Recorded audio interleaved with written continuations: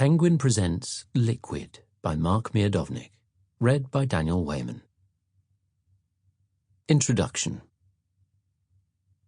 I have had peanut butter, honey, pesto sauce, toothpaste, and most painfully a bottle of single malt whiskey all confiscated at airport security.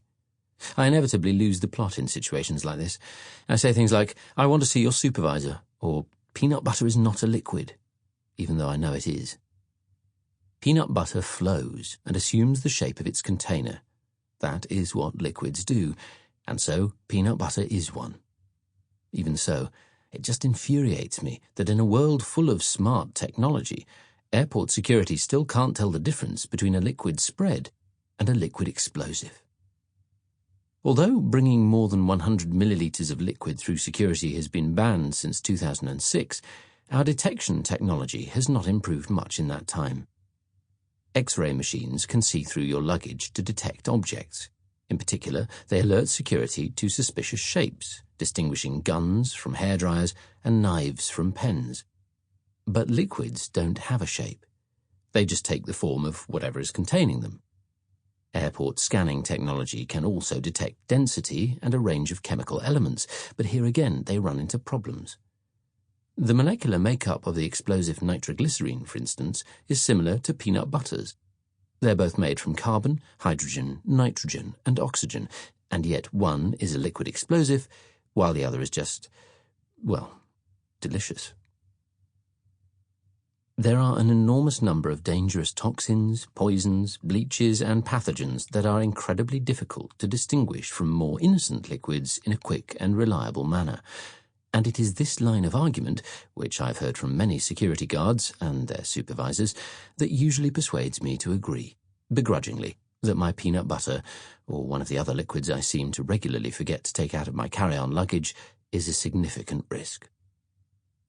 Liquids are the alter ego of dependable solid stuff. While solid materials are humanity's faithful friend, taking on the permanent shape of clothes, shoes, phones, cars, and indeed airports, liquids are fluid. They will take on any shape, but only while contained. When they're not contained, they're always on the move, seeping, corroding, dripping, and escaping our control. If you put a solid material somewhere, it stays there, barring forcible removal, often doing something very useful, like holding up a building or supplying electricity for a whole community. Liquids, on the other hand, are anarchic. They have a knack of destroying things. In a bathroom, for instance, it is a constant battle to keep water from seeping into cracks and pooling under the floor, where it gets up to no good, rotting and undermining the wooden joists. On a smooth tile floor, water is the perfect slip hazard, causing an enormous number of injuries. And when it gathers in the corners of the bathroom, it can harbour black, slimy fungus and bacteria, which threaten to infiltrate our bodies and make us sick. And yet, despite all this treachery, we love the stuff. We love bathing in water and showering in it, drenching our whole body. And what bathroom is complete without a cornucopia of bottled liquid soaps, shampoos and conditioners, jars of cream and tubes of toothpaste? We delight in these miraculous liquids, and yet we worry about them too. Are they bad for us? Do they cause cancer?